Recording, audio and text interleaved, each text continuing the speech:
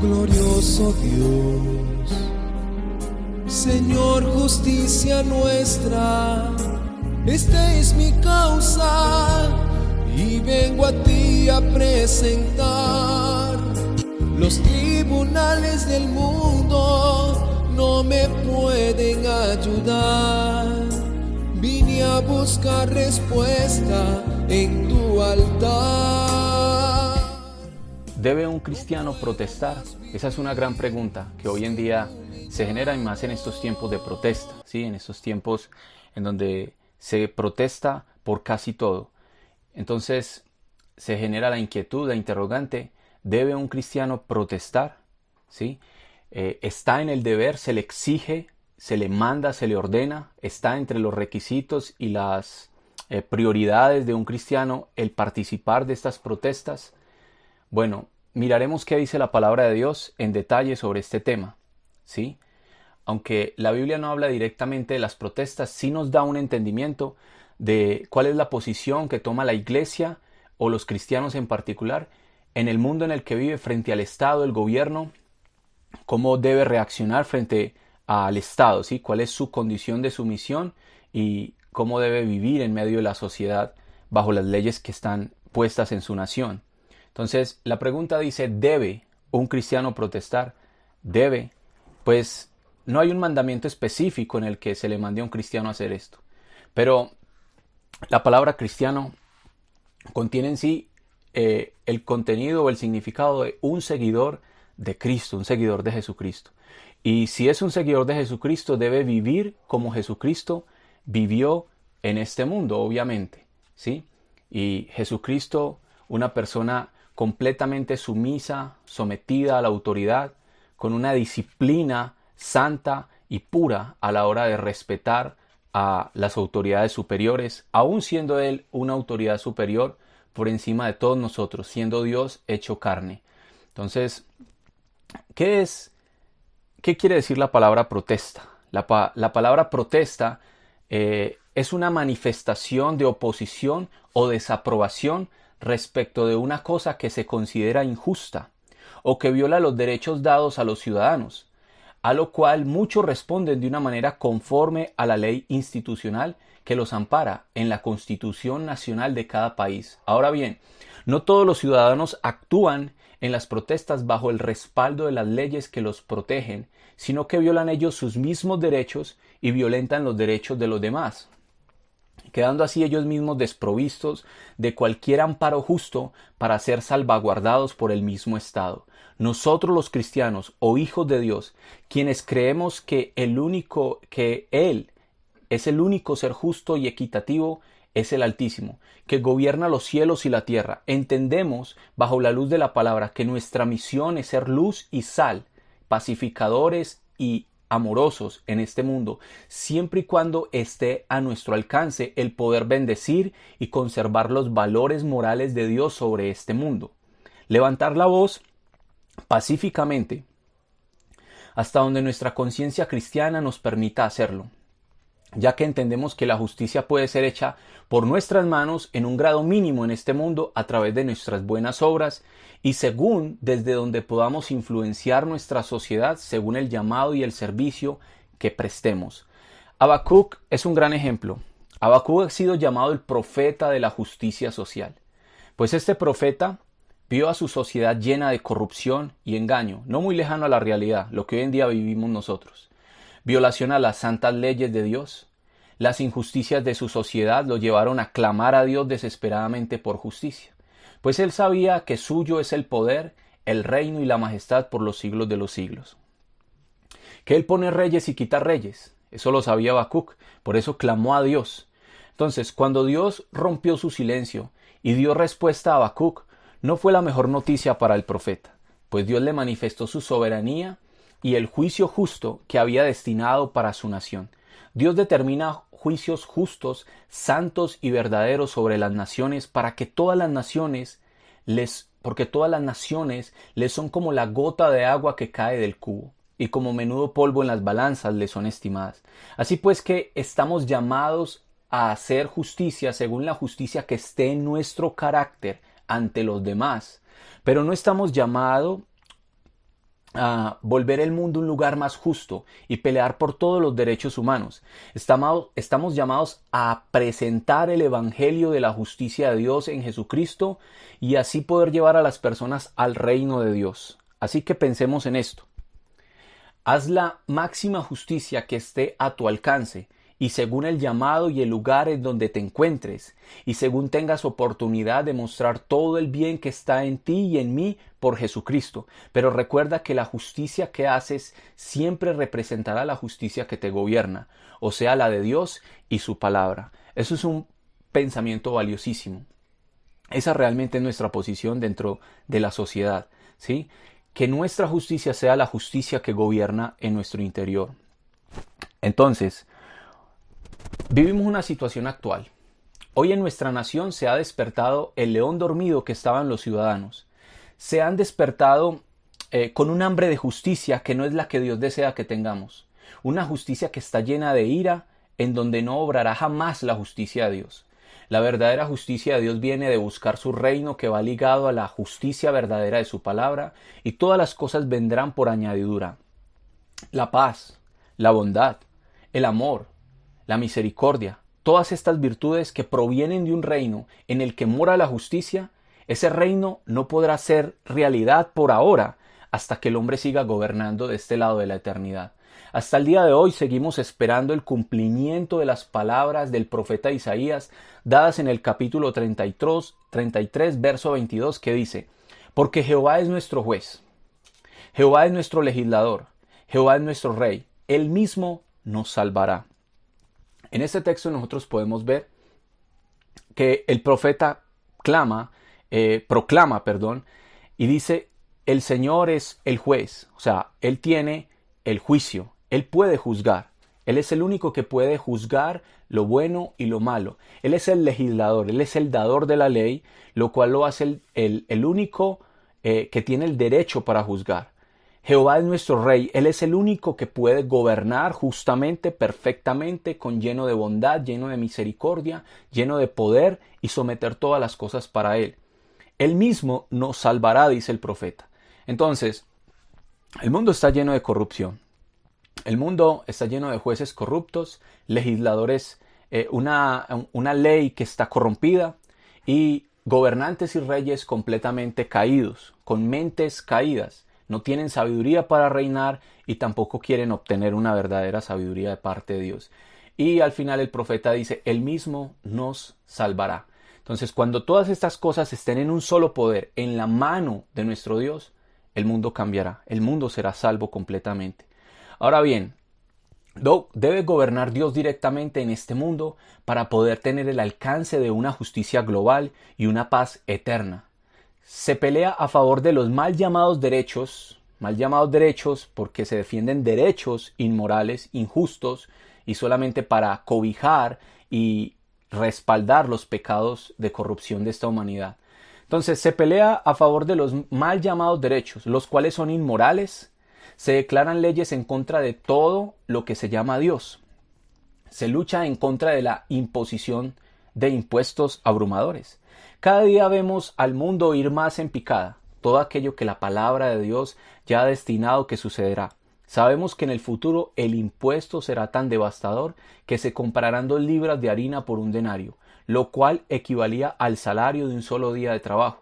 Las leyes que se aprobarán cada día serán más destructivas, leyes en contra de la familia, la sexualidad, el aborto y un sinfín de cosas que vendrán en el futuro y serán inevitables porque están proclamadas y profetizadas y están destinadas a tener un cumplimiento fijo. Entonces, ¿qué será más y que serán más aterradoras y dañinas para la sociedad estas cosas? El amor de muchos se enfriará porque la maldad o la violación de las leyes divinas se multiplicará. Las guerras irán en aumento por el poder absoluto. Codiciarán y no tendrán, matarán y arderán de envidia y no podrán alcanzar, combatirán y lucharán, pero no tendrán lo que desean porque no piden la dirección del cielo. Pedirán y pedirán para sus propios deseos carnales. Vivirán en un mundo que no busca la sabiduría del cielo, la cual es una dádiva que desciende del Padre de las luces. Y vivirán errantes por la sabiduría animal, terrenal y diabólica. Por no mirar hacia el cielo vivirán en un mundo cada vez peor. Solo cuando la sabiduría del cielo esté en la tierra, se puede vivir primeramente con pureza, pacifismo, amabilidad, benignidad, un mundo lleno de misericordia, buenos frutos, sin incertidumbre ni hipocresía. El fruto de justicia se sembrará en paz para todos aquellos que hacen la paz. Este mundo cada vez se levanta más, como dice el Salmo 2. ¿Por qué se amotinan las gentes y los pueblos piensan cosas vanas? Consultaron a una contra su ungido y contra Jehová. Dijeron, levantemos de él cuerdas y echemos de él nuestras suertes. Todo mundo está en contra de Dios y lo que se llama Dios en este mundo. Las leyes están torcidas y la justicia no sale según verdad, porque la ley está debilitada, dijo Habacuc. Esta es la condición de nuestro mundo, y así será hasta que nuestro Señor ponga a todos sus enemigos por el estrado de sus pies. Así que el cristianismo que pelea por un futuro mejor debe acercarse a las páginas de las Escrituras y saber que esperamos un reino inconmovible, cielos nuevos y tierra nueva en donde mora la justicia. Eso no ha llegado todavía, pero llegará. Entonces, debemos preguntarnos, ¿sí? ¿Cuántos tipos de protestas existen? Existen muchos. Existen movimientos de protesta pacíficos, revolucionarios, paros en las vías, marchas, danzas, cantos, pinturas en murales, etcétera, entre muchos. La pregunta del comienzo es, ¿debe un cristiano protestar? ¿Está en el deber? Pero, ¿qué son las protestas? Es la pregunta que uno debería contestar. ¿Qué es una protesta?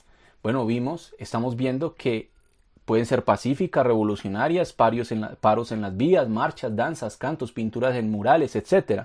Entonces, lo que yo debo pensar es esto. Debo mirar, según la filosofía y método de la protesta, si realmente es digno de mi involucramiento como un buen cristiano que debe andar como es digno del Señor, Colosenses 1:10, y andar como el Señor anduvo, 1 de Juan 2:6, un cristiano que comprueba lo que es agradable al Señor, Efesios 5:10. Cuando examino estos principios y miro la filosofía y el método que se usa para protestar y por qué se protesta, y realmente esto representa los valores cristianos o realmente esto no va más allá de mis límites éticos y morales según lo que la palabra de Dios me permite, pues podemos realmente llegar a generar un tipo de proclama o de manifestación que está en contra de aquello que estropea o violenta los principios morales de Dios en su palabra. Ahora, tengo otra pregunta. ¿Qué generó este tema? ¿Qué fue lo que hizo que hablara sobre este tema? ¿Qué despertó en mí el sentir para hablar de esto? La conversación que escuché entre un cristiano y un no cristiano. Y no solamente esa conversación, sino que muchas cosas que he visto en las redes sociales, publicaciones, inclusive de mismos cristianos publicando esto y manifestando mesas, imágenes donde se voltea Jesús volteando la mesa y animando y diciendo, eso Jesús, así es, ¿sí? Revolucionando. Entonces, perdiendo el enfoque y dándole una interpretación a ciertas situaciones de la Biblia o interpretando versículos a favor de las manifestaciones que son completamente contrarias a los principios del cristianismo. Entonces, escuché una conversación entre un cristiano y un no cristiano, en donde una persona le decía, un inconverso le decía a este creyente, le decía, yo voy a salir a manifestar y estamos haciendo esto y tenemos que ir contra este gobierno corrupto que se nos quiere montar encima y todo esto. Y este cristiano le dijo, muy bien, yo estoy de acuerdo, apoyo eso. Yo porque no puedo, pero si no también iría. Es decir, esto me llevó a cuestionarme, porque me parece preocupante la cosmovisión bíblica que no tienen la mayoría de cristianos hoy en día. Se supone que debemos tener la mente de Cristo y debemos pensar como cristianos. Debemos pensar como la Biblia piensa. Si creemos realmente que la Biblia es la única regla de fe y conducta y obediencia para el cristiano, debemos creer todo lo que allí dice. ¿Y cuál es la manera legal o literal o la forma más sana y sabia, prudente de llevar a cabo los principios de la Biblia a través de mi diario vivir. Vivimos en un mundo en donde la iglesia quiere ver las cosas como el mundo las ve. Eso se llama mundanalidad. Y la mente no renovada y cada vez más conforme al mundo y sus deseos está siempre alimentándose de una cosmovisión no bíblica. Y una de las maneras en la que el cristianismo se ha visto afectado es en la manera en la que ve el Estado y otras cosas más. Pero ahora nos concierne hablar sobre el Estado y el cristianismo frente a este tema, la política y el cómo discernir este tema. Cristianos que usan la palabra para apoyar sus puntos de vista en contra del Estado. Eso es inapropiado. Eso es terrible. Fomentan rebeldía en otros contra el Estado. No oran por ellos como la Biblia ordena. Piensan con sus emociones y no con la fe y la sobriedad de una buena conciencia bíblica. Buscan su propia causa y no la causa del Señor. ¿Qué dijo el apóstol Pedro? Dice, por causa del Señor someteos a toda institución. Por causa del Señor. No piensan en la causa del Señor. Toman acción, no de buenas obras, sino de mal testimonio. Nunca podremos ayudar a nuestra sociedad cuando no hacemos aquello que Dios nos ha dicho que debemos ser. No podemos ser ni ignorantes y pasar desapercibidos, pero tampoco consentidores del mal. Necesitamos ser entendidos de cuál es la voluntad del Señor o entendidos en los tiempos y saber cómo podemos contribuir a una buena causa y cómo no podemos acolitar y apoyar malas causas. Necesitamos el discernimiento y la cosmovisión bíblica, una manera de ver el mundo según la palabra de Dios. Miremos lo que la Biblia enseña sobre el tema más directamente. Y el texto base, o donde yo voy a basar esta enseñanza, está basado en la epístola del apóstol Pablo a los Romanos en el capítulo 13. En esta epístola, el apóstol Pablo, en el capítulo 13, escribe o dicta a Tercio una de las palabras más magistrales que se han escrito acerca de la relación Estado e Iglesia. Dice el apóstol Pablo en Romanos 13, 1 al 10, dice lo siguiente: sométase toda persona a las autoridades superiores, porque no hay autoridad sino de parte de Dios, y las que hay por Dios han sido establecidas. De modo que quien se opone a la autoridad, a lo establecido por Dios resiste.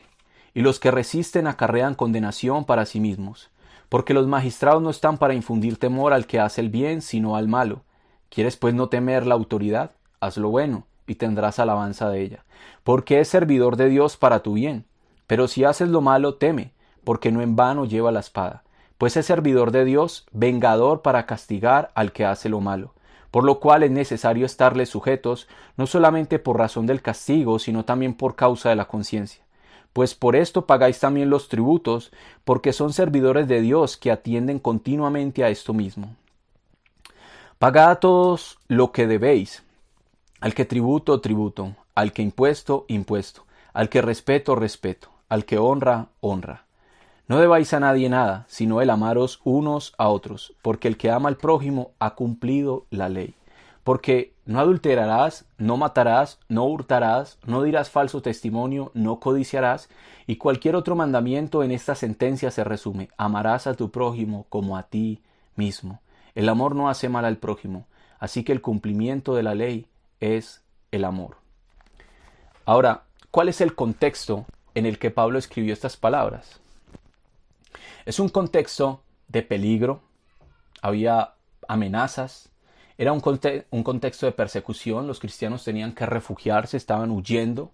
Era un contexto de sufrimiento, estaban viendo perder sus familias, estaban siendo torturados. Era un contexto de oposición política y la oposición política se manifestaba por medio de persecución, sufrimiento, tortura, un peligro inminente acechándolos en cada esquina, en cada lugar, no podían confiar en nadie.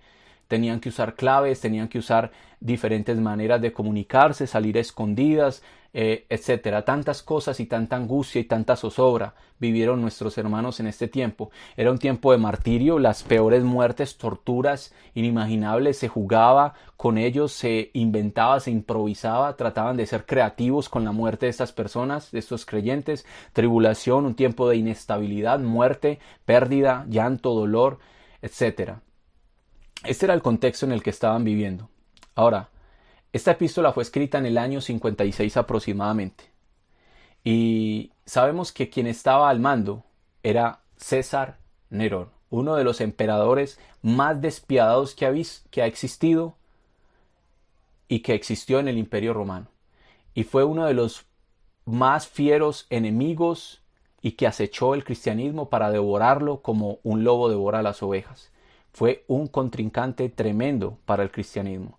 Ahora, Tercio escribe esta epístola dictada por el apóstol Pablo, y en el contenido de esta carta usted encontraremos un contenido altamente doctrinal, ¿sí? Es una pieza magistral de la teología cristiana. Tiene doctrina en base a la justificación por fe, las glorias del Señor Jesucristo y todos los beneficios y el problema que se resuelve entre la fe y la ley.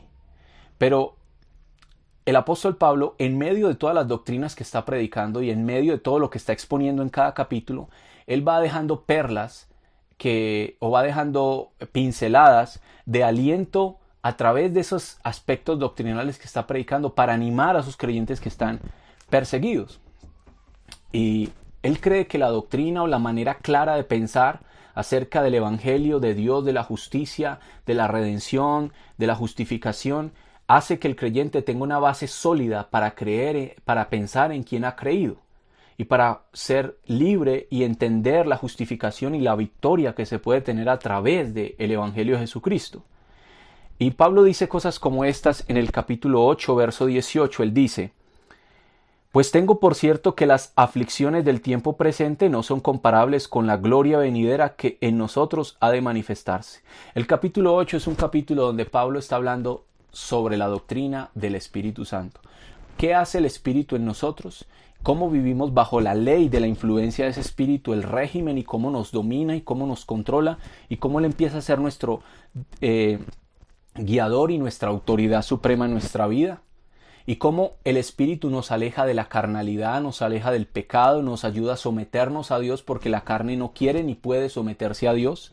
Nos ayuda a vivir en paz con Dios, nos ayuda a ser guiados por Dios. Pero aún en medio de esto, Pablo dice, el Espíritu nos ayuda a tener una visión de lo porvenir. Y en medio de esa persecución y torturas y dolor, Pablo dice, tengamos por cierto que las aflicciones del tiempo presente, lo que estaban viviendo los creyentes en ese momento, no era comparable con la gloria venidera que en nosotros ha de manifestarse. Les anima a pensar en la gloria venidera, ¿sí?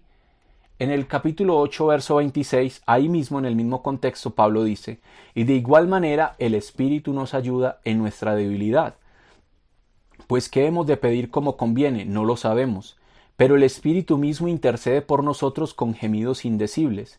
Mas el que escudriña a los corazones sabe cuál es la intención del Espíritu, porque conforme a la voluntad de Dios intercede por los santos. Ahora, Pablo en medio de en este capítulo también alienta a los cristianos a pensar que en medio de sus debilidades, en medio de sus luchas, el Espíritu también tiene la capacidad de ayudarnos en medio de la debilidad a orar. Muchos de esos cristianos estaban en debilidad, estaban aguantando hambre, estaban en situaciones, estaban enfermos, estaban mal.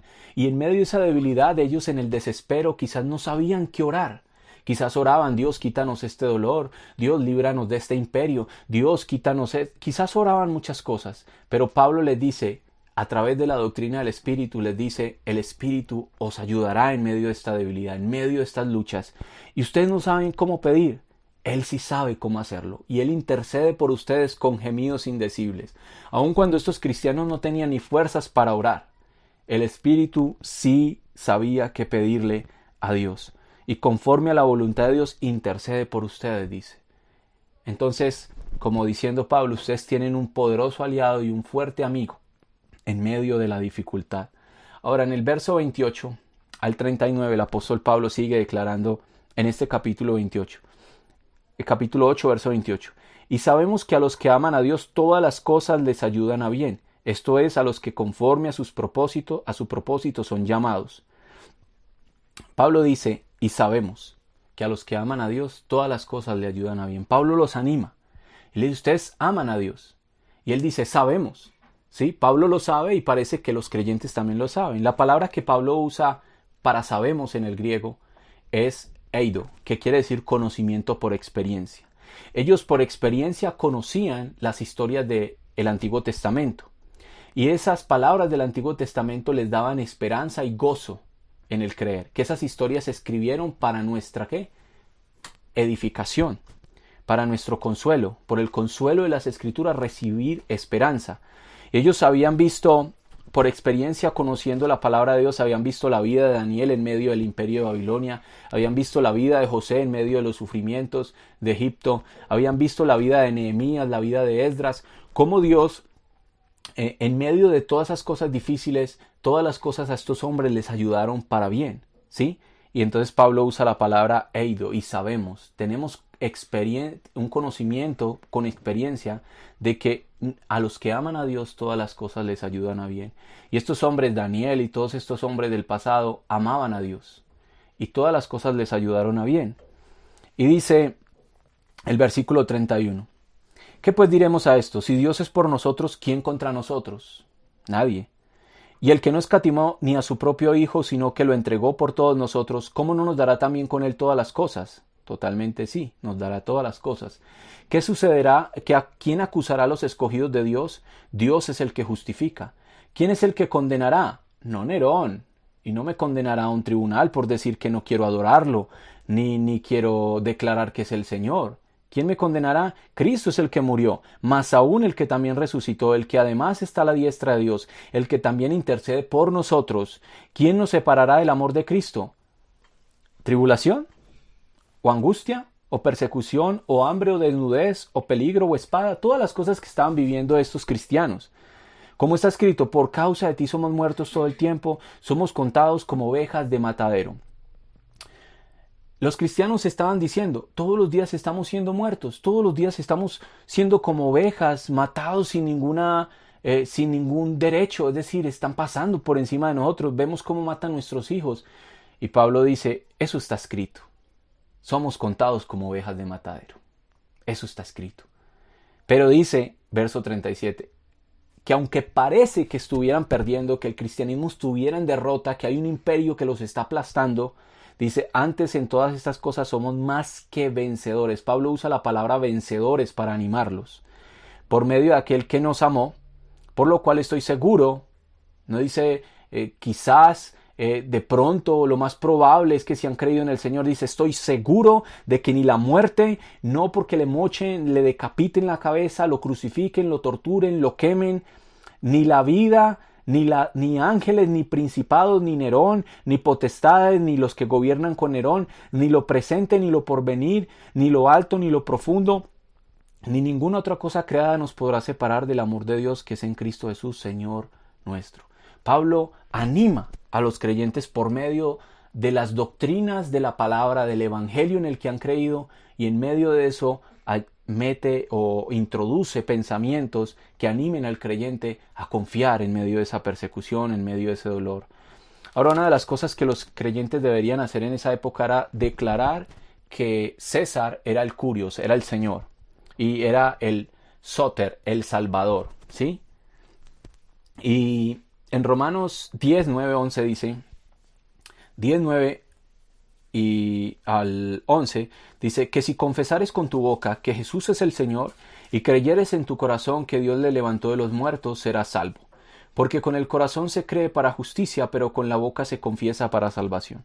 Pues la Escritura dice, todo aquel que en él creyere no será avergonzado. Porque no hay diferencia entre judío y griego, pues el mismo que es Señor de todos es rico para con todos los que le invocan. Porque todo aquel que invocare el nombre del Señor será salvo.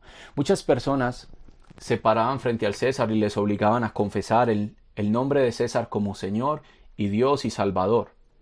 A lo cual Pablo dice, debemos confesar es al Señor. Y confesar al Señor no era como las oraciones típicas que hoy en día sale alguien al frente a un altar en un púlpito y dice, recibo a Jesús en mi corazón. Esto era una confesión de vida o muerte. El que decía con su boca que Jesús es el Señor corría el riesgo de morir.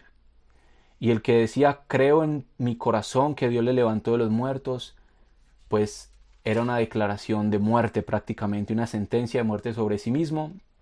Pablo motiva a los creyentes a confesar a Cristo en medio de esta tribulación. Ahora, en el capítulo 12, verso 1 al 2, el apóstol Pablo le dice, hermanos, en medio de esta persecución, acuérdense de las misericordias de Dios, de cómo Él los ha justificado, de cómo Él los ha salvado, de cómo Él por medio de la fe los ha llevado a la gloria de su gracia y los ha hecho aceptos en Él. Como ese Adán que introdujo el pecado al mundo y este segundo Adán, que es nuestro Señor Jesús, sacó el pecado del mundo, introdujo la salvación a este mundo, recordándole cada uno de los aspectos doctrinales en los que Pablo le ha mostrado la misericordia de Dios a estos creyentes. Les dice, así que hermanos, os ruego por las misericordias de Dios, no por una misericordia, sino por muchas misericordias que Dios ha tenido, que presenten vuestros cuerpos en sacrificio vivo, santo, agradable a Dios, que es vuestro culto racional. Pablo está diciendo, no les dé miedo morir por el Señor, hagan de cuenta que ustedes son un sacrificio vivo y mueran en santidad y agradando al Señor, no negándolo. Esto no era simplemente como un texto como se predica hoy en día. Presentes en sacrificio vivo. Si usted está frente a la televisión, sacrifique sus ojos, es decir, no vea eso, es decir, o despójese de su celular. Esto era un sacrificio vivo, es decir, las personas se entregaban realmente para ser echadas a los leones, para ser decapitados, y decían, no se conformen a este siglo, porque muchos estaban retrocediendo el cristianismo, conformándose al mundo para evitar ser perseguidos por la fiereza del imperio romano. Pablo, en el capítulo 12, ahí mismo en el verso 12, anima a los creyentes a esto. Gozaos en la esperanza. ¿En quién? En la venida del Señor Jesucristo, en el regreso del Señor Jesucristo, que como dice en el capítulo 13, verso 11, y esto conociendo el tiempo, que es ya hora de levantarnos del sueño, porque ahora está más cerca de nosotros nuestra salvación que cuando creímos. Creyendo que la esperanza era pronta, ¿sí? Que era inminente. Entonces dice, gozaos en la esperanza, tened gozo en la esperanza, que el Señor puede venir, pero que nosotros también iremos a Él, porque Cristo en nosotros la esperanza de gloria, porque donde Él está nosotros también estaremos. Entonces dice, gozaos en la esperanza, sufríos en la tribulación. Dice, hay que sufrir mientras estamos en la tribulación. Es inevitable el dolor, ¿sí? El hombre nace para la aflicción, dijo Job. Y dice 2 Timoteo capítulo 2, verso 10, dice que los que quieren vivir piadosamente en este mundo sufrirán persecución. Entonces dice acá, gozaos en la esperanza, sufrido en la tribulación, constantes en la oración. En el verso 14 del 12 del capítulo 12 dice, bendecid a los que os persiguen, bendecid y no maldigáis. En el verso 17, no paguéis a nadie mal por mal, procurad lo bueno delante de todos los hombres. Si es posible, en cuanto dependa de vosotros, estad en paz con todos los hombres. No os vengáis vosotros mismos, amados míos, sino dejad lugar a la ira de Dios, porque escrito está, mía es la venganza, yo pagaré, dice el Señor. Así que si tu enemigo tuviere hambre, dale de comer, si tuviere sed, dale de beber, pues haciendo esto, ascuas de fuego amontonará sobre su cabeza. Pablo dice, debemos estar gozosos esperando esa bienaventuranza de la venida del Hijo de Dios, o nosotros ir a Él, sufrir en esta tribulación, pero en medio de estas tribulaciones no guarden rencor, no guarden odio. Si ven a su enemigo, ese soldado romano o ese emperador o esas personas que están impidiéndoles vivir una vida tranquila y quieta y pacífica y bien de bendición en esa tierra, en ese país, en esa ciudad, aunque lo vean con hambre, con sed, denle de beber, denle de comer. Ese es el amor cristiano, esa es la actitud de un cristiano, aun cuando es abofeteado. Estas son las palabras que el apóstol Pablo está diciendo, pero esa era la situación que se vivía. Y quiero decir esto es lo que decían algunos historiadores romanos de la época. El cristianismo es una letal superstición que irrumpió no solo en toda Judea, su origen, sino en la ciudad de Roma, donde tienen actualmente lugar hechos atroces y vergonzosos. Tácito. Eso lo dijo el historiador Tácito. Plinio dijo lo siguiente: una superstición depravada e inmoderada. No cabe duda de que sea cual fuere su credo exacto, su pertinaz e inflexible obstinación a rendir culto al emperador debe ser castigada. Entonces, por un lado tenían el gobierno y por otro tenían los historiadores, filósofos y estudiosos de la época, de la cultura, y estaban todos prácticamente en contra del cristianismo. Era visto como algo negativo. Se les llamaba ateos por negar el culto al emperador, que lo consideraban como Dios, incestuosos, antisociales. Se les acusaba de canibalismo porque decían que la cena del Señor que ellos comían era comer el cuerpo de Cristo y lo malinterpretaban. Un hombre llamado Celso dijo que tenían un Dios débil, se les hacía burla por la doctrina de la bendita resurrección y entre muchas cosas más. Entonces el cristianismo estaba viviendo en una sociedad que no solamente el poder político estaba en contra de ellos, sino todas las esferas de autoridad de la sociedad, filósofos, escritores, historiadores, políticos, etc. ¿Qué llevó que hubiera una fuerte persecución de parte del Estado contra el cristianismo? ¿Qué fue lo que causó eso? La persecución comenzó porque Nerón deseaba construir la nueva ciudad de Roma, reedificarla, pero el Senado no lo aprobó. Se acusó a Nerón de que fue quien causó el incendio, el cual quemó gran parte de Roma, debido a que él fue el primer sospechoso, dado que él propuso esto y ya se conocía su codiciable ambición de querer siempre alcanzar lo que anhelaba. Para que la culpabilidad no cayera sobre su gobierno y sobre él, y estuviera a riesgo de perder el imperio, el control, entonces apuntó este terrible hecho hacia la cristiandad, la cual fue un blanco fácil porque el mensaje de la cristiandad se caracterizaba en correr las voz por las calles de Roma, predicando y pregonando, diciendo que Roma ardería en llamas del infierno por causa de su tiranía, idolatría, promiscuidad y más. Esto fue un gancho especial para él atribuirle a los cristianos que ellos fueron los causantes de esto. En ese momento comenzó una persecución feroz en contra de la cristiandad del primer siglo, la cual fue en creciente aumento de homicidios atroces y todos injustificados por el Estado. Todos justificados por el Estado. Era algo normal. Era hacer justicia para ellos, ya que se declaró enemigo directo de Roma al cristianismo. Las palabras de Pablo a los romanos son escritas en medio de un contexto que podrían ser mal interpretadas para los primeros cristianos. Si yo hubiera sido, personalmente, un cristiano del primer siglo, y Pablo, que era la autoridad apostólica, el hombre inspirado por parte de Dios, aquel siervo que Dios utilizaba, y pedimos a Pablo, ¿qué hacemos frente a esta persecución? ¿Peleamos? ¿Huimos? ¿Qué hacemos? Y Pablo dice, sométase toda persona a las autoridades. ¿Cómo? Ellos son siervos de Dios. ¿Cómo? Si tú lo resistes, a lo establecido por Dios resistes. ¿Qué? Ellos son de parte de Dios. ¿Cómo? Esto no era bien recibido, ¿sí? Por lo menos yo no lo hubiera recibido muy bien. Entonces, dices, ¿quieres no temer a la autoridad? Haz lo bueno. Y no estoy haciendo lo bueno. ¿Por qué me están persiguiendo? ¿Yo qué hice de malo? Ya vamos a explicar todo eso, ¿cierto? Entonces, las palabras de Pablo, repito, a los romanos son escritas en medio de un contexto que podrían ser malinterpretadas para los primeros cristianos. Tengo acá 5 cosas que se pudo haber pensado posiblemente. No hay nada que diga que esto fue lo que pensaron, pero yo diría que algunas de estas cosas podrían haber pensado. Primero, podrían haber pensado que era cómplice del gobierno. Segundo, que podría estar amedrentado por el gobierno. Tercero, que buscaba beneficios especiales en medio de la persecución. Cuarto, que no tenía ni idea de lo que estaba diciendo. 5, que su cosmovisión sobre Dios y el gobierno humano era muy carnal y no inspirada. Estas 5 cosas pueden haber sido de las que pensaron, ¿no? Primero, podrían haber pensado que era cómplice del gobierno.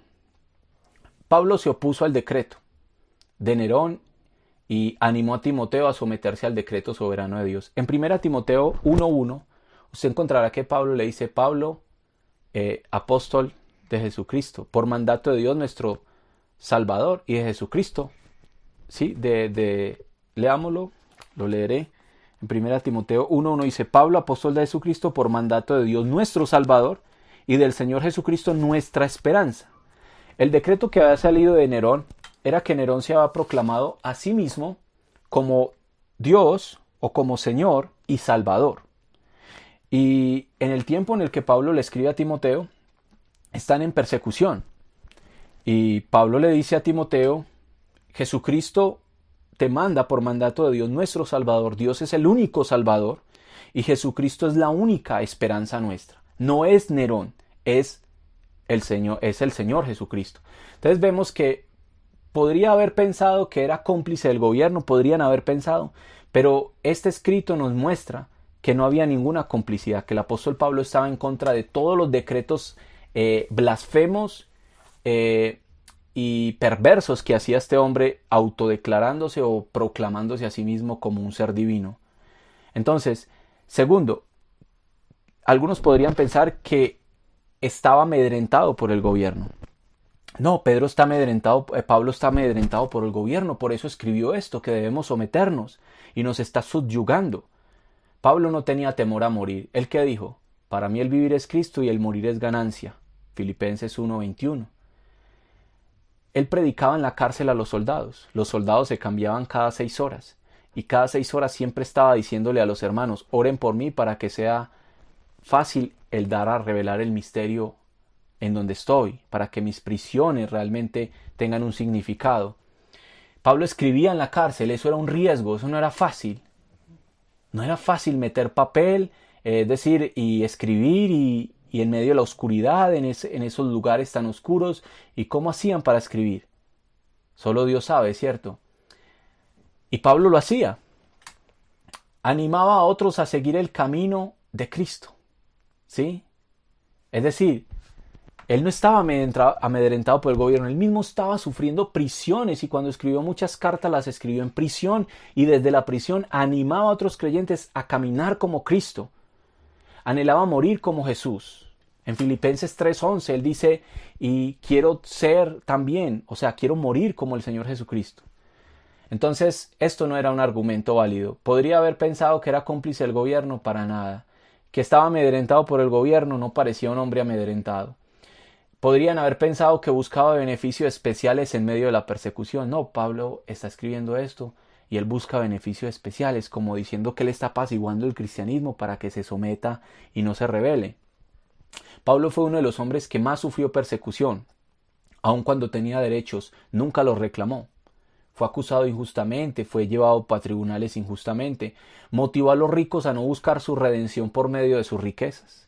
Cuando uno lee 1 Timoteo, capítulo 6, uno se da cuenta que ellos están bajo persecución. Lo mismo cuando el apóstol Pedro escribe su primera carta. Los creyentes están siendo perseguidos.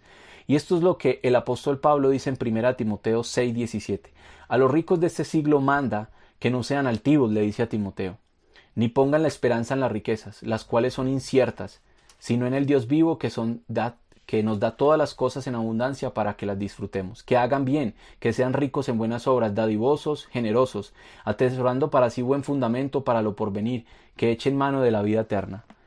Pedro también dice a sus lectores, cuando escribe la primera carta de Pedro, él dice que no somos redimidos por oro y plata, sino por la sangre preciosa de Cristo. Muchos ricos de la cultura trataban de comprar su ciudadanía romana o buscaban sobornar a los soldados para no ser perseguidos, aprovechándose de sus riquezas y de sus beneficios que le brindaban al Estado, y esos no eran perseguidos. Esos cristianos no eran perseguidos, ¿sí?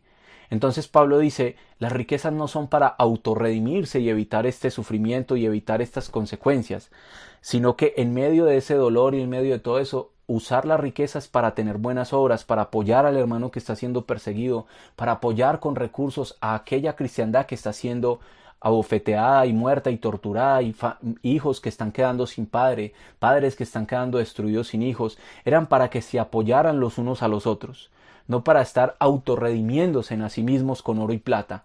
Entonces, algunos decían, quizás Pablo busca beneficios especiales en medio de la persecución. Para nada, Pablo animaba a que no, y Pablo aún no usó de sus propios derechos, y aún nunca lo metieron a una cárcel que fuera diferente, lo metían en las peores cárceles, no tenía ningún beneficio.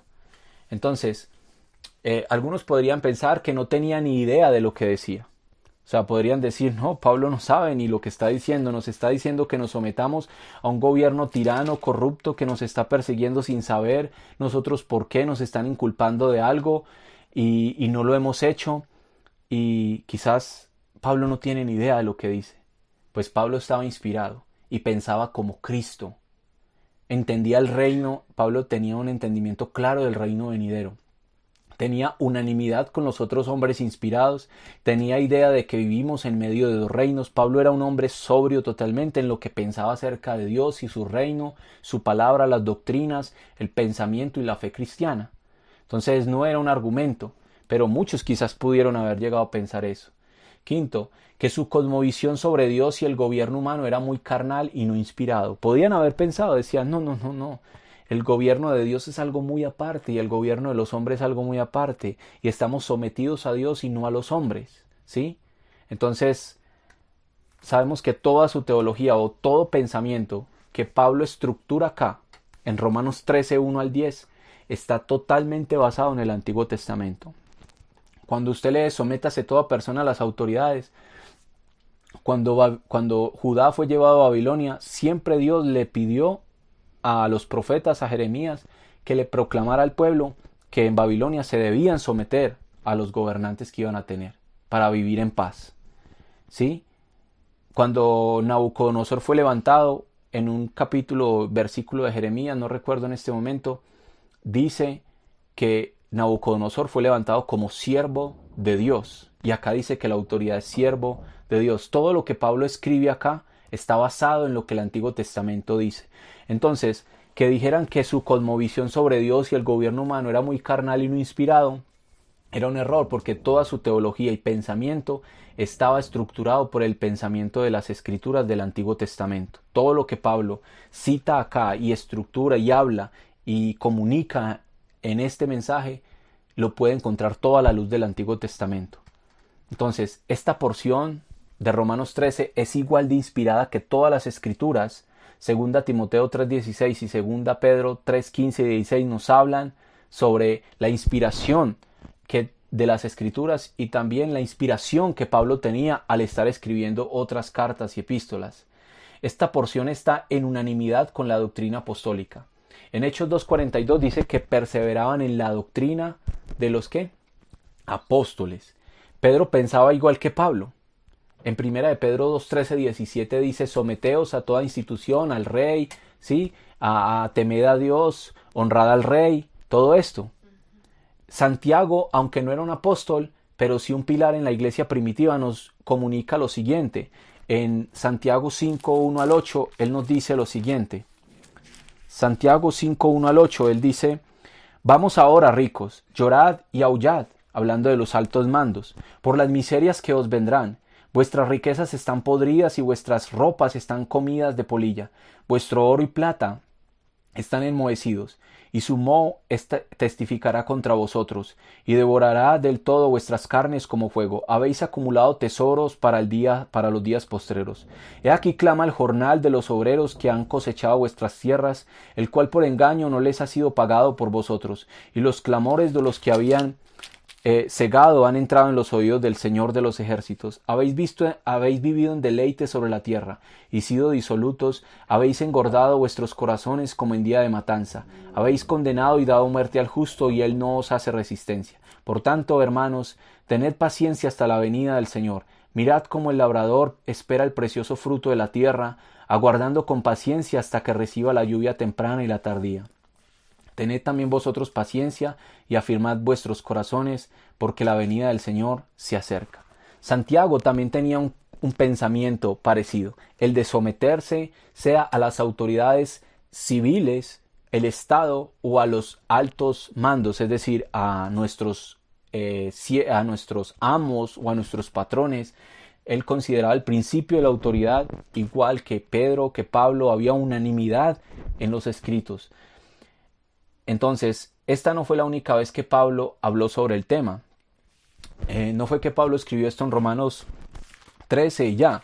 Parece ser que era parte de su teología, era parte de su doctrina, parte de su predicación, parte de lo que se le había revelado en cuanto a la vida cristiana.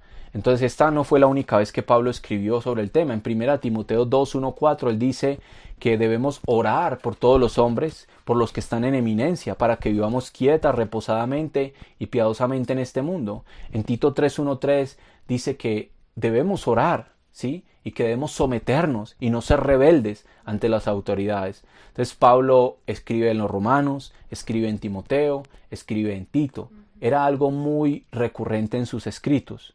Parece que no fue algo que Pablo le dijo a Tercio exclusivamente en la epístola a los Romanos. En Romanos 16:22 aparece que Tercio fue el emanuense, el que escribió esta carta, que escribiera como una idea descabellada, sino que más bien esto hacía parte de la cosmovisión revelada de parte de Dios para su iglesia y que un cristiano debe tener en este mundo también. No solo era parte de su mensaje, sino que además Pablo reconoció a César como a quien debía apelar como autoridad. En un momento Pablo dijo, apelo a César. El hecho de que dijera apelo a César es que Pablo creía en la autoridad, ¿sí? Reconoció la autoridad de aquel al que él llamó sepulcro blanqueado. Y entonces, cuando fue abofeteado, dice, Dios te golpeará también a ti, sepulcro blanqueado. Y le dijeron a un príncipe, al sumo sacerdote hablas así. Él dice, ay, lo siento, Señor mío, escrito está, no maldecirás a un príncipe de tu pueblo. Él reconoció que la palabra de Dios respaldaba esas autoridades, aunque débiles, corruptas, humanas, pero las respaldaba. Entonces reconoció la autoridad de aquel al que llamó sepulcro blanqueado. Era algo que Pablo imitaba, ya que con toda autoridad dijo que debían imitarlo, así como él imitaba a Cristo. Y obviamente nuestro Señor Jesucristo se sometió a las autoridades de su época fielmente. El contexto antes del capítulo 13. Pablo exhorta a los creyentes a vivir de una manera santa, conforme al reino de Dios, frente a un gobierno corrupto y despiadado como lo era el imperio de la época. En Romanos 12:9-11, usted se da cuenta que Pablo dice que el amor debe ser sin fingimiento. Dice, ustedes cristianos amen sin fingimiento, no finjan. Si es un soldado romano, no finjan amarlo, ámenlo sinceramente. Es decir, no sea solamente él, sino cualquier persona. Aborrezcan lo malo, sigan lo bueno. Y él hace una descripción del 9 al 21, donde termina diciendo, no seamos vencidos de lo malo, sino vence con el bien el mal. Aunque nos están haciendo mal, aunque nos están matando, nos están destruyendo, dice Pablo, no sean vencidos de ese mal, sino traten de sacar el más bien que haya en ustedes, lo más bueno que haya en ustedes, lo más bondadoso, que es Cristo en ustedes, y venzan ese mal con vuestro bien. Al que maldiga, bendíganlo. Al que los persiga, oren por él. ¿Sí? Al que los aborrece, ámelo. Si te dice corre una milla, ve 2 con él. Si te quita la capa, dale el resto. Entonces, si saludas solo a los que te saludan, pues qué bien haces. Entonces, trata a los demás como quisiera que te trataran a ti. Es decir, como aplicando todos estos principios del Señor Jesucristo. Entonces, parece que los creyentes reaccionaban de mala manera y Pablo los motivó a pensar diferente, porque debemos vivir diferente. Y por eso él les dice, ascuas de fuego amontonará sobre su cabeza y todas estas cosas si realmente ofrecen el bien cristiano a los demás. En Tito 2:11-14 Pablo dice, porque la gracia de Dios se ha manifestado a este mundo para todos los hombres, enseñándonos que vivamos en este siglo sobria, justo y piadosamente, aguardando y esperando la bienaventurada venida del Señor Jesucristo. Filipenses 4:5 dice que debemos andar bien delante de los hombres, ¿sí? Vuestra gentileza sea conocida de todos los hombres, el Señor está cerca, o viéndonos o en su pronta venida. Segunda a los Tesalonicenses 1, del 11 al 12, dice que el Señor es glorificado en nosotros y nosotros en Él a través de nuestras buenas obras en la fe. En Colosenses 1:9-10 dice que debemos tener conocimiento de su voluntad para que andemos como es digno del Señor. En Filipenses 1:9-11 dice que Pablo ora por los filipenses y les dice que ruego para que cada día tengan conocimiento y amor, para que sean llenos de frutos de justicia que son por medio de Jesucristo para la gloria de Dios. ¿Sí? Que debemos vivir de esa manera. Entonces, Pablo motiva a los creyentes que quizás no estaban teniendo una buena conducta frente a estas situaciones adversas a vivir de una manera limpia. Entonces, dice el capítulo 13, verso 1, sométase toda persona. En este pasaje Pablo no da una recomendación a los cristianos por la época o momento. El verbo griego está en imperativo, lo cual nos indica que esta es una actitud que debe tener la iglesia frente al gobierno continuamente por todas las edades. No es una porción que cambia con el tiempo, no se acomoda a la cultura. Romanos 12:2 que dice, no os conforméis a este siglo, ¿sí? Las únicas excepciones de no obedecer al gobierno es que comience a tomar decisiones sobre la iglesia. En Hechos 5:27 al 29, los sacerdotes le mandan a decir a los apóstoles, no les dijimos que no enseñen en ese nombre. ¿Y qué les dicen los apóstoles? Es necesario obedecer a Dios antes que a los hombres. Pues ellos son de parte de Dios para todos los hombres, pero no pueden gobernar sobre el pueblo espiritual de Dios, ni cambiar sus doctrinas, ni determinar lo que deben predicar, ni determinar sus cultos, la hora en la que acaban, cómo deben organizarlo, ni su manera de reunirse, tampoco su manera de pensar sobre temas bíblicos o mandatos de Dios, pues Jesús es aquel que ganó la iglesia con su sangre, haciéndose hombre en la persona de Jesucristo. La iglesia es el cuerpo de Cristo, la casa de Dios, y Él la maneja y la dirige conforme a su palabra y no conforme al gobierno humano. Entonces la palabra griega sométase es la palabra griega hupotazo, que quiere decir subordinar, obedecer, bajo o sometido, sujeto o sumiso. Esta palabra hupotazo se compone de dos palabras griegas, las cuales son hupo, que quiere decir de posición o condición inferior. Hupo, de posición o condición inferior. Y tazo quiere decir dedicar, establecer. Lo cual indica que por ahora estamos en posición inferior en este mundo, hasta el momento en que Dios establezca su orden entero, eterno y mundial con su pueblo y le delegue como autoridad sobre las naciones cuando rija con vara de hierro al lado del Hijo de Dios. Las dos palabras indican que debemos estar en sujeción mediante estén establecidos por el poder soberano que Dios ha decretado hasta que el reino sea dado por completo al Señor y así la iglesia podrá vivir en un gobierno divino, ¿sí? Pero debe estar en sujeción como muchas veces su pueblo lo hizo en naciones diferentes hasta que el tiempo de los gentiles se cumpla y llegue el gobierno de Dios en donde mora la justicia. Segunda de Pedro 3:13 dice, cielos nuevos y tierra nueva donde mora la justicia. En la transformación también de todas las cosas, en Hechos 3:19 y 21, dice que estamos esperando a Jesucristo, quien restaurará todas las cosas. Entonces, esta palabra, el tiempo de los gentiles terminará cuando el gobierno eterno de Cristo venga a derrocar todos los gobiernos humanos según el libro de Daniel.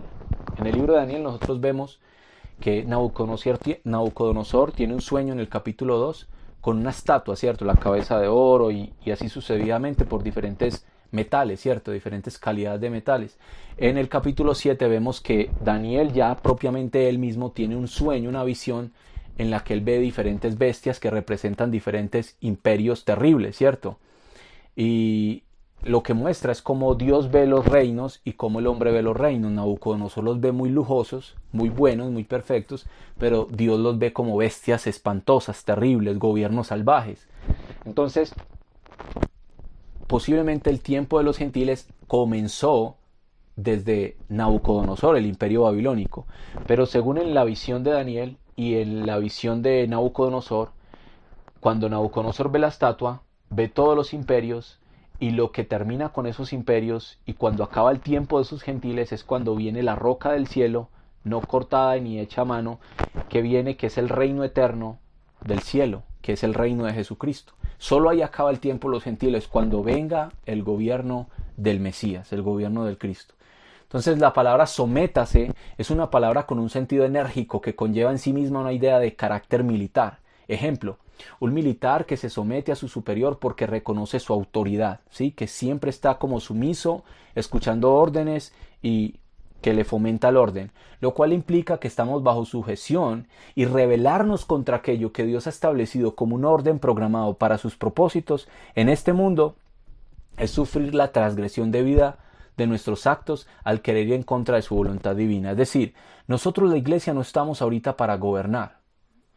Estamos predestinados a futuro a gobernar.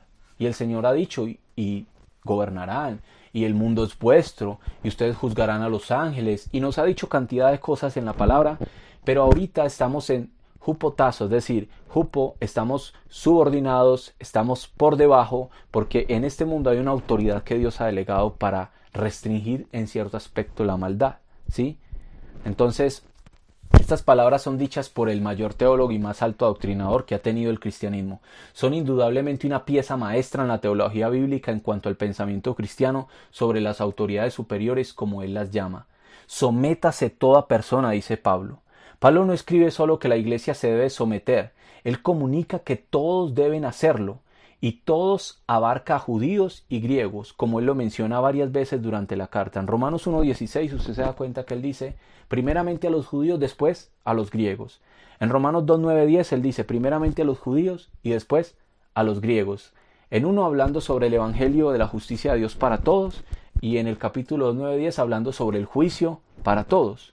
Entonces, parece ser que había influencias judías dentro de la iglesia en Roma, y esos judíos cuestionaban varias cosas tales como cómo reconciliar la ley y la gracia, y Pablo tiene que explicar eso en la carta. Doctrina la cual Pablo explica con suma excelencia, la soberanía de Dios sobre la elección de su pueblo, la cual los judíos reclamaban creyendo que Dios había desechado a su pueblo, y también hablaban sobre ayunos, sobre comidas, y la política y el gobierno no era un tema ajeno para los judíos, ya que tenían una idea bastante estricta en estos temas políticos. Entonces, la iglesia en Roma se constituía de judíos y gentiles. Y los judíos tenían cierta influencia, tenían cuestionamientos. ¿Por qué si Dios tiene un plan y dio la ley, por qué ahorita se habla de gracia y que no es por obras? ¿Y por qué Dios incluyó a los gentiles y nosotros qué? Entonces Pablo tiene que dar una explicación de la ley, la gracia, cómo los judíos no se salvan por su religión, cómo tienen que hacer parte del pueblo de Dios, cómo no es judío el que realmente nace en Israel, sino que es aquel que nace en Cristo Jesús, cómo él tiene que explicar que los gentiles fueron injertados y que el pueblo de Dios, Israel, puede volver a ser injertado, pero si permanece así en incredulidad, está en endurecimiento de corazón parcial. Él explica todo esto, ¿cierto?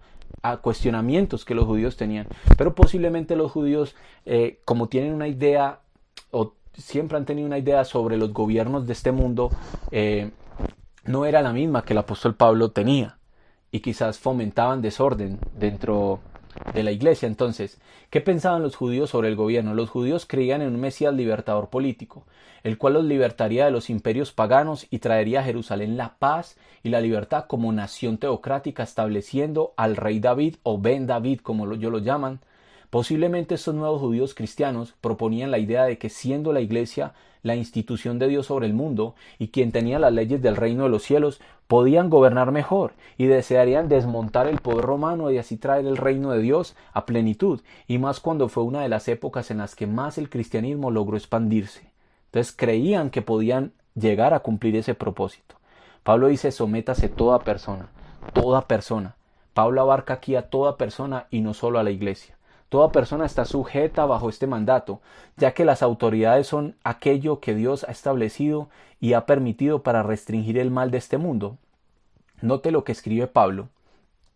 Dice, son de parte de Dios, ¿sí? Son de parte de Dios, establecidas por Dios. El que resiste a la autoridad resiste a Dios. Son servidores de Dios. Este escrito tan corto tiene la mejor explicación sobre la relación entre Dios y el gobierno de este mundo. La comprensión que su pueblo debe tener dentro de este mundo bajo las autoridades temporales mientras entra a la suprema autoridad permanente del reino eterno de Dios. ¿A qué se deben someter todos? A las autoridades superiores, Romanos 13:1. A los que están en eminencia, 1 Timoteo 2:2. A gobernantes y autoridades, Tito 3:1-2. Someternos a toda institución humana, al rey, a los gobernantes, honrar al rey, temer a Dios. Hermanos, hasta aquí voy a dejar el tema y continuaremos con la segunda parte más adelante. Ella se abrirá, un justo nunca fue desamparado. Nunca falló.